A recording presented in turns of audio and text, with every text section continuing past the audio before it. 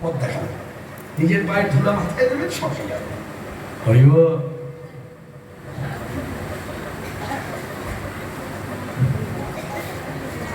ওই জন্য বলছি প্রাসঙ্গিক কথাবার্তা, যে কথাতে প্রচার হবে আমি দাস তুমি প্রভু। মনে রাখবেন একমাত্রই পশ্চিম বাংলায়, একমাত্রই পশ্চিম বাংলায় আপনি কৃষ্ণ সাজুন, দেখবেন আপনার পায়ে হুম লিখে মানুষ বলছে। আর এই বাংলা ছেড়ে অন্য কোনো রাজ্যে যান, আপনি কৃষ্ণ সাজুন, দেখবেন শ্রোতাবর্গের মধ্য দিয়ে উঠে এসে আপনার মাথার চূড়াটা খুলে নেবে, আর গলার মধ্যে যে মালাটা পড়েছেন, এবং মালা পরার নিয়ম আছে, বনমালা। মনে রাখবেন দাস যে মালা পরে তার মালা কতখানি থাকবে জানেন? তার মালা থাকবে এই বুক পর্যন্ত, মানে এই বুকের যে গর্তটা আছে, বোধা বাংলায় বলছি, গর্তটা আছে, এই গর্তের নিচ এই পর্যন্ত আসবে, নাভির নিচে নামবে। নাভির নিচে নেমে যাওয়া মানে কৃষ্ণের বনমালা। বনমালা কাকে বলে? হাঁটুর কাছে চলে এসেছে। এখন ইউটিউব খুলবেন, প্রত্যেক বক্তা এই বনমালা তো বাধাও দেয় না, প্রসঙ্গটা আলোচনাও করে না। আমার কথা যেখানে ঠিক আছে, আমি তো শুধু পড়িয়েছি, বলে দাও যে না এই মালা পড়াবেন না, এই মালা গোবিন্দের কাছে নিয়ে যান, গোবিন্দের বনমালা শোভা পায়, সে যে ভগবান আর আমি যে তার দাস, দাসের শোভা পায়। সেই মালা যদি পড়তে হয় তো নাভির উপরে পড়তে হয়।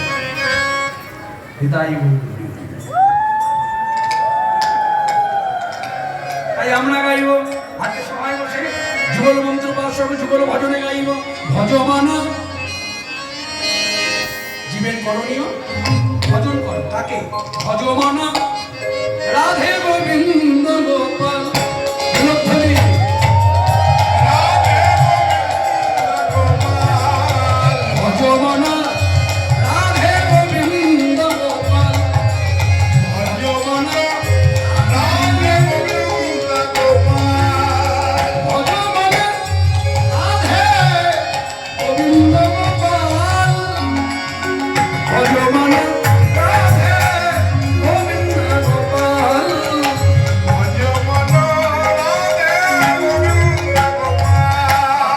গিরিবরধারী কুঞ্জ বিহারী, গিরিবরধারী কুঞ্জ বিহারী, গিরিবরধারী কুঞ্জ বিহারী, গিরিবরধারী কুঞ্জ বিহারী। ব্রজ জীবন নন্দলাল, ভজমান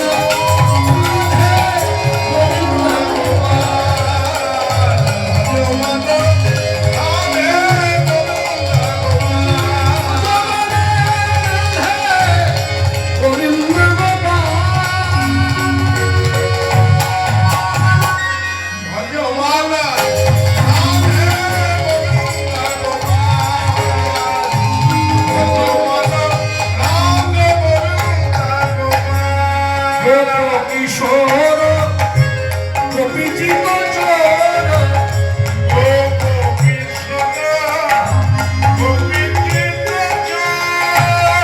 নট বড় বড় জোড়া খান, হে মুরলী বাজাবে অবলি জানাবে, মুরলী বাজাবে অবলি জানাবে, মুরলী বাজাবে মুরলী বাজাবে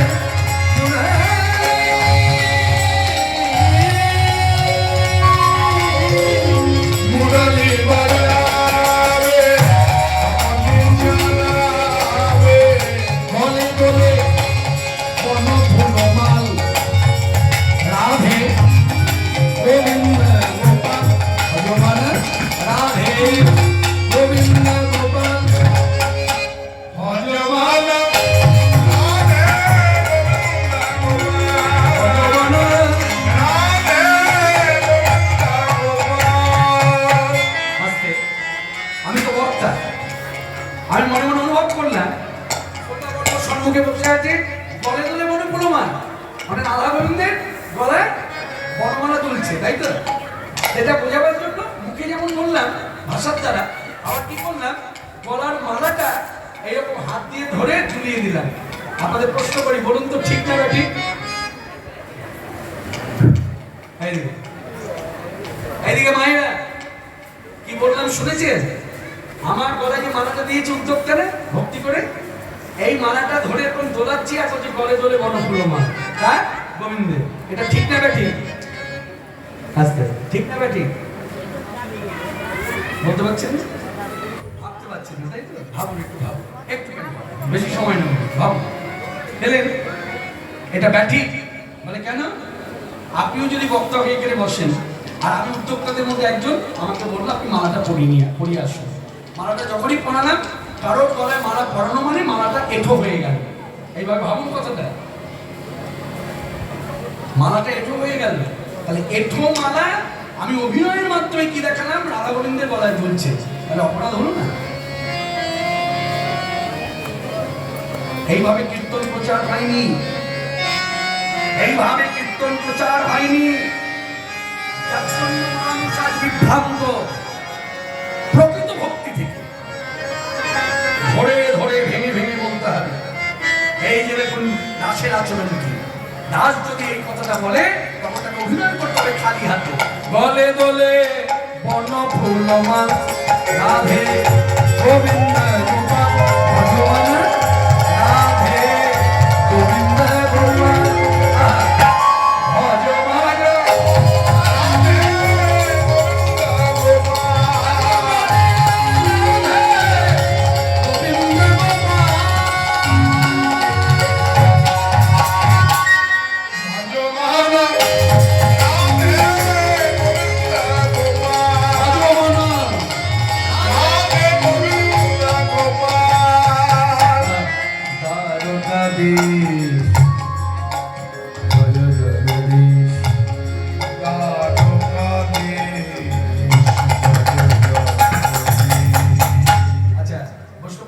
গিয়েছে রাধে গোবিন্দ গোপাল, তাই না?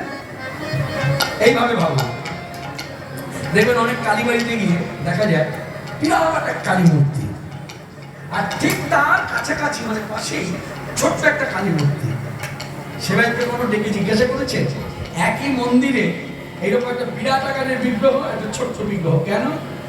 দেখবেন সেবাইকে জিজ্ঞাসা করে সেবাই উত্তর দেবে, শুনুন এই যে যাকে বিরাট দেখছেন এগুলো দর্শন বিগ্রহ, আর যাকে ছোট রূপে দেখছেন এ হলো অর্চন বিগ্রহ। নিতাই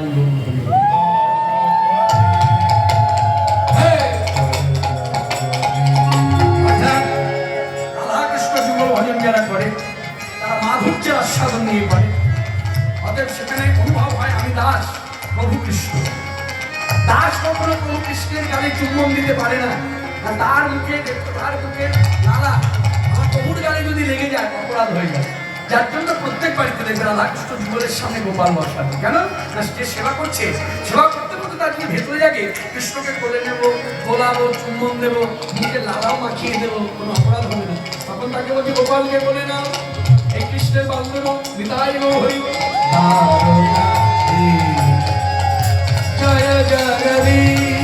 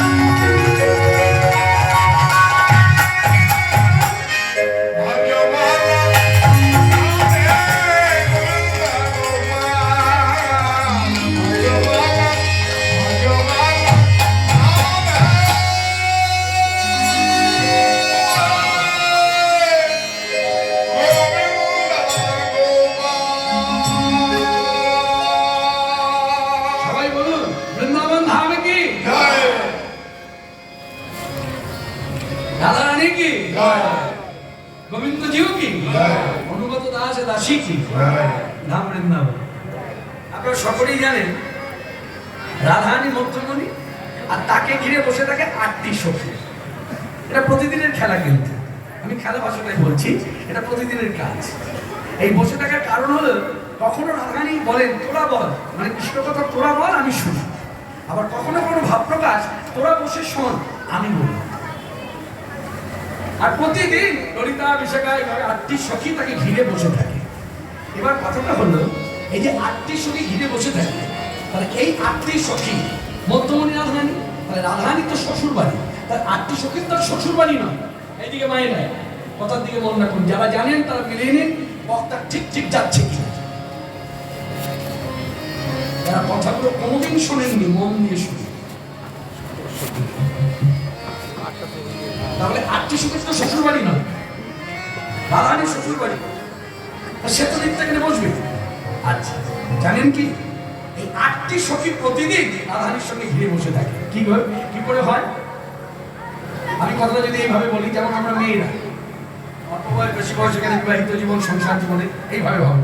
যখন আমাদের প্রথম বিয়ে হলো, আমরা যখন শ্বশুর বাড়িতে এলাম, মানে স্বামী ঘর করতে, তা ছোটবেলায় যেই গ্রামে ছিলাম সেই গ্রামে আমার আপনার সমবয়সী বন্ধুরা ছিল, এদিকে বন্ধুরা ছিল। আমি যখন শ্বশুর ঘরে এলাম স্বামীর ঘর করতে এদিকে শ্বশুর বাড়িতে, তখন কিন্তু আমাদের বন্ধুদের সব গ্রামে রেখে এলাম, আমি একা এলাম। এখানে ব্যতিক্রম রাধারানী। রাধারানী যখন শ্বশুর বাড়িতে এলো ঘর করতে, তখন একা এলো না, ওই বাল্য সঙ্গী যারা ছিল সহচরী তাদের প্রত্যেককে নিয়ে তিনি শ্বশুর বাড়িতে এলেন। এটা সম্ভব? আসতে এটা কি সম্ভব? যদি না হয় সম্ভব, তাহলে সম্ভব হলো কি করে সেই বিষয়টাই আলোচনা। আপনারা জানেন বৃষভানু রাজা অর্থশালী, এই গ্রামে যেমন অর্থশালী। কি করে বুঝলেন আপনি সে অর্থশালী? দেখবেন অর্থশালী লোক একটু দান ধ্যান যেমন করে, আবার এমনও আছে অর্থশালী অর্থ আছে অথচ কৃপণ, দান ধ্যান করে না। তাহলে যে দান ধ্যান করলো তার কথা চারিদিকে প্রচার হয়, জানো তো খুব অর্থশালী, কত দান করে। আর যে কৃপণ সে কিন্তু সময় ঐশ্বর্যশালী, সমর্থশালী, ঠিক আছে, অর্থবান, অথচ তার কথা প্রচার হয়। মনে রাখুন বৃষভানু রাজা কিন্তু বোকা নয়, তার ঘরের 2টি মেয়েকে দারিদ্রের জ্বালা ভোগ করবে চাইতে মনে। হ্যাঁ, বৃষভানু রাজার মেয়ে 2 মেয়ে, গোল ঘোষ, রাধারানীর যে শ্বশুর তার নাম আপনারা জানেন গোল ঘোষ, তাই তো? আর স্বামীর নাম হচ্ছে আয়ান ঘোষ, আর দিবরের নাম হচ্ছে কুদ্দুম্ব ঘোষ। রাধারানী যখন ঘর করতে আসে তখন তার বোনকে নিয়েও ঘর করতে আসে, মানে বিয়ে হয় এই বাড়িতে 2 বোনের একই শ্বশুর বাড়ি, রাধারানী আর ছোট বোনের নাম হচ্ছে অনঙ্গমঞ্জু। গোল ঘোষ যখন বৃষভানু রাজার সঙ্গে কথা বলছে তখন বৃষভানু রাজা পরিষ্কার বলে দিলেন, এইদিকে বৃষভানু রাজা পরিষ্কার বলে দিলেন, বলে শুনুন আপনার বাড়িতে আমার মেয়ে যাবে ঘর করতে, মানে আমার 2 মেয়ে যাবে, তা বড় মেয়েকে রাধা যাবে, হ্যাঁ, আর ছোট মেয়ে অনঙ্গমঞ্জুরি যাবে, এই 2 মেয়েকে নিয়ে আমার কোনো চিন্তা নেই, একজনের জন্য চিন্তা, 2 মেয়ের মধ্যে একজনকে নিয়ে আমার খুব চিন্তা। তার শ্বশুর জিজ্ঞাসা করছে গোল ঘোষ কাকে নিয়ে চিন্তা? বলছে দেখো আমার ছোট মেয়েকে নিয়ে আমি চিন্তা করি না, জানলাম অনঙ্গমঞ্জুরি, কিন্তু আমার বড় মেয়েকে নিয়ে খুব চিন্তা। কেন না, বড় মেয়ে আমার খুব সুখী, এত সুখে এত আহ্লাদে বড় করেছি, ও নিজের হাতে খায় না, নিজের হাতে পড়ে না, ওর সঙ্গে ওর সখীরা দাসীরা থাকে, বুঝলেন? তা একে যদি বউ করে ঘরে নিতে হয় আপনাকে কিন্তু দাসী সহ নিতে হবে। এখানে গোল ঘোষ বলে ফেলেছেন, ঠিক আছে তাই হবে। তা গোল ঘোষ জানে না দাসী সংখ্যা কত হবে, বলে ফেলেছে হ্যাঁ তাই হবে। তাই কিন্তু কৃপণ, তা কৃপণের ঘরে যদি খরচ বাড়ে তার মুখের অবস্থাটা কেমন হয়? এইদিকে এইদিকে কথাটা ভাবুন, কৃপণের ঘরে যদি খরচ বাড়ে, হ্যাঁ, আয়ের থেকে ব্যয় বেশি, তাহলে মুখের অবস্থা কেমন হয়? তা গোল ঘোষ বলছে কত দাসী নেব, বলছে আমি নাম বলছি আপনি কর বলুন। তারপরে গোল ঘোষকে শোনাচ্ছে, নাম বলছে, এই কর বলুন, ললিতা, হ্যাঁ, বিশাখা, বলুন কর বলুন, ললিতা, বিশাখা, চিত্রা, চন্দ্রলতা, ইন্দ্ররেখা, তুঙ্গবিদ্যা, সুদেবী, রমণ। কয়জনা হলো মা? 8 জন। ভাবতে পারিনি গোল ঘোষ, যে ওই ঘরের মেয়ে আনতে গিয়ে দাসী সহ রাধারী আনতে, এমন অবস্থার কথা দিয়ে দাসী সহ নিয়ে এলেন। এই দাসীরা নিত্যই বাড়িতে থাকতেন, নিত্যই বাড়িতেই থাকতেন, ওই বাড়িতে খাওয়া, ওই বাড়িতে পড়া, ওই বাড়িতে সব কিছু। আর রাধারীকে নিয়ে কৃষ্ণ কথা শ্রবণ, কখনো কৃষ্ণ কীর্তন। আজকে রাধারী বসে আছে, অন্যান্য দিনের মতো আজকে রাধারী বলছে না যে তোরা বল আমি শুনি, এটাও বলছে না যে আমি কীর্তন করছি তোরা শোন, তা বলছে চুপ করে বসে।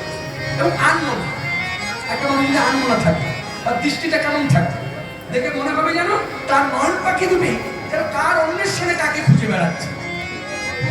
ললিতা বলছে রাধে, যেই রাধারানী বলে ডেকেছে, রাধে বলে ডেকেছে, রাধারানী তাকিয়েছে। কি বলবি? কিছু বলবি? শোন, আচ্ছা কি হয়েছে বলতো তোর বলি।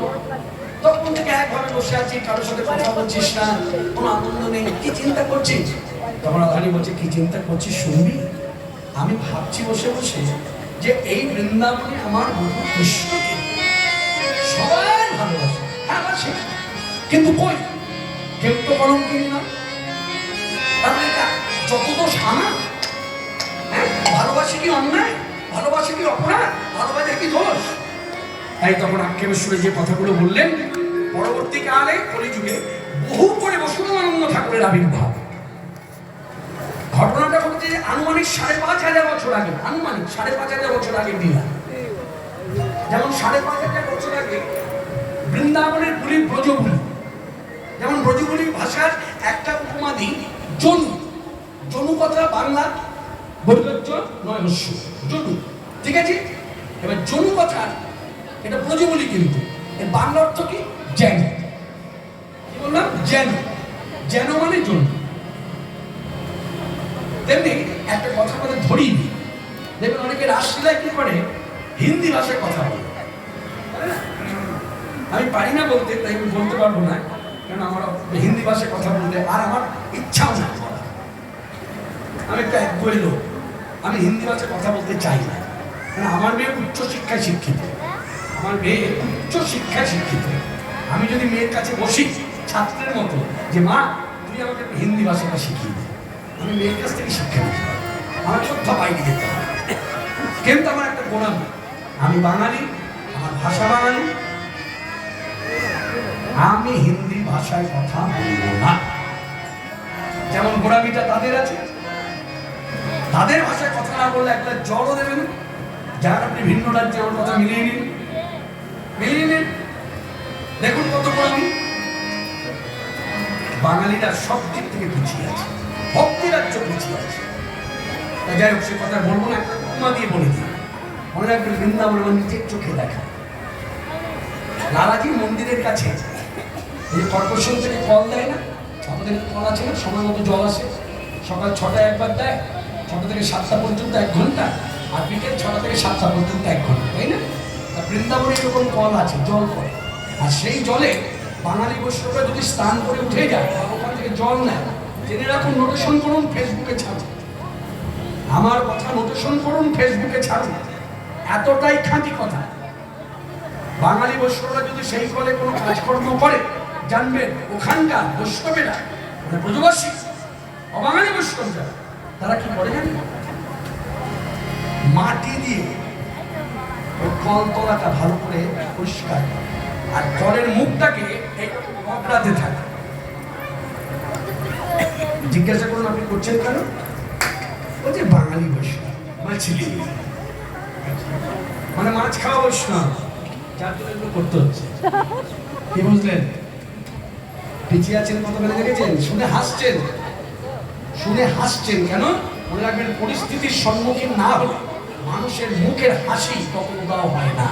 আজকে শুনে হাসি পাচ্ছে, এই পরিস্থিতির সম্মুখীন যারা হয় তাদের ভেতরটা ফেটে যায়, বলতে পারে না। আজকে সভা থেকে বার্তা দিচ্ছে, একটু পরিবর্তন করুন। আপনার, আমার ছেলে মেয়েকে আপনি নিয়ে, আমার বাড়িতে আমার স্ত্রী থাকে না, দুপুরবেলায় বেরিয়ে যায়, আপনি প্রতিদিনকে নিয়ে গিয়ে ভাত খাইয়ে দেন, প্রতিদিন নিয়ে গিয়ে ভাত খাইয়ে দেন। একদিন তো আপনার আশা হয়, আরে আমার ছেলে মেয়েকে না খাওয়া, অন্তত একটু খোঁজ নেই, হ্যাঁ তোমার ছেলে মেয়ে ভালো আছে তো? কি বোঝাতে চাইলাম? কি বোঝাতে চাইলাম? আমার ভাষায় কথা বলতে হবে না, আমার ভাষা ওনাদের কথা বলতে বলছি না, আমার ভাষা নিয়ে কীর্তন করতে বলছি না, বাঙালি ভাষার কীর্তন প্রয়োজন নেই, পশ্চিমী ঘরানায় বাঙালি বৈষ্ণবদের কোলাবলি গাওয়ার দরকার নেই। সৌবর নাগররাজ ব্রজবাসীরা গায় না। ভালো করে কান পেতে শুনে নিন, লিখে নিন, নোটেশন করুন, আমার নাম দিয়ে ছাড়ুন, যে কৃষ্ণপাল এই কথা বলছে। সৌবর নাগররাজ মরগত রাজ মুকুর যিনি লাবণী প্রতিতরু পিড়িতে বসা রূপের পথ গায় না। বাঙালিদের মধ্যে আবদ্ধ। হরে কৃষ্ণ। ওদের লাফালাফি করবার আগে একটু স্থির হন, একটু শান্ত হন, একটু দাঁড়ান। কিছু না, যদি লাফাতে হয় আপনি এই কীর্তন নিয়ে লাফিয়ে উঠুন। কোন কীর্তন? নিতাই গুণ মনি রামা, নিতাই গুণ মনি, নিতাই গুণ মনি রামা, নিতাই গুণ মনি। ও আনিয়া প্রেমের বন্যা ভাষা নয়মনি, আনিয়া প্রেমের বন্যা ভাষা নয়মনি। প্রেমের বন্যা হইয়া নিতা আইলা গৌর দেশে, প্রেমের বন্যা হইয়া নিতা আইলা গৌর দেশে। ডুবিল ভগত সব দিনহীন ভাসে, ডুবিল ভগত সব দিনহীন ভাসে। আবদ্ধ করুণার সিন্ধু নিতাই কাটিয়া মোহা, আবদ্ধ করুণার সিন্ধু কাটিয়া মোহা। ঘরে ঘরে বলে প্রেম আমি আরবান, ঘরে ঘরে বলে প্রেম আমি আরবান। চোর বলে হেন নিতাই প্রেমের বন্যা লইয়া নিতাই আইলা গৌর দেশে। বল ভগত সব দিনহীন ভাসে। আরে লোচন বলে হেন নিতাই যে বানা পদিমা, জানি না শুনিয়া সেই আত্মঘাতী হইল।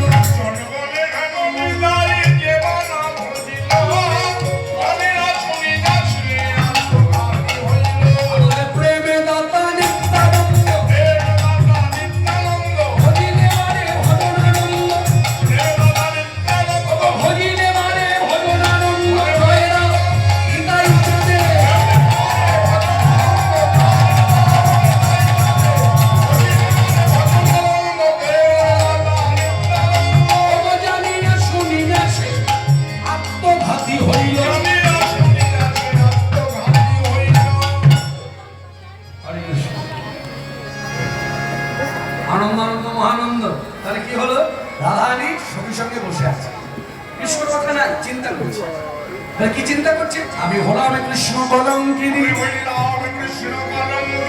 বলে আমায় কৃষ্ণ কলঙ্কিনী। ওই যায়, ওই যায় কৃষ্ণ কলঙ্কিনী। হ্যাঁ রে ললিতা, হ্যাঁ বলো। ভালোবাসা কি অন্যায়? বলছে না। ভালোবাসা কি পাপ? বলছে না। ভালোবাসা কি অপরাধ? বলছে না। বলে তাহলে কেন আমার কালিমা গায়ে মারতে হবে? তাহলে কেন আমি কলঙ্কের ডালি মাথায় নিলাম? তাহলে যত দোষ কি আমার? নন্দের নন্দন বসি নহে করুণা, বলে বকুলে কে আছে হেন নারী,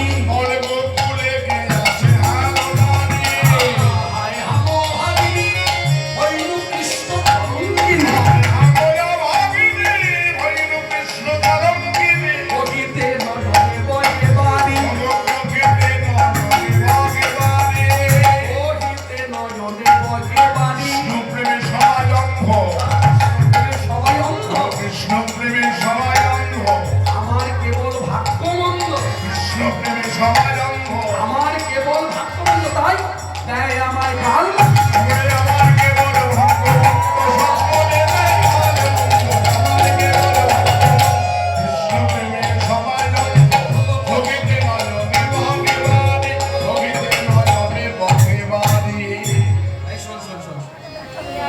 এই যারা আমার নিন্দা চর্চা করে না তারাও জানে আমি অন্যের যে অপযশ কহিতে শুনিতে দোষ, অন্যের যে অপযশ কহিতে শুনিতে দোষ। আছে হেন বিধির বিধান, আছে হেন বিধির বিধান। আমারও কলঙ্ক যত গাবত ভাগবত, আমারও কলঙ্ক যত গাবত ভাগবত। কারণী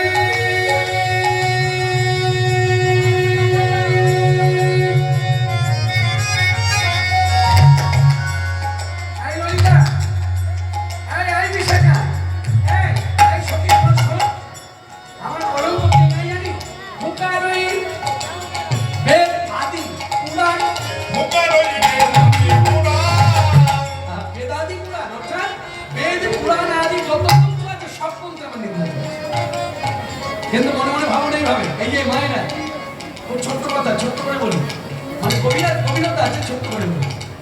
ভাগবত পড়াশোনা করলে দেখা যাচ্ছে ওখানে রাধা নাম নাই, ওখানে রাধা নাম নাই। আমার গুরুদেব বলতেন শ্রীমুখে, বলছে রাধা নাম বলবে কি করে? শ্রী সুরদেব গোস্বামী বলতে পারলেন না, পারলেন না। শ্রী সুরদেব গোস্বামী পাদের দীক্ষা গুরু হলো রাধা ঠাকুর।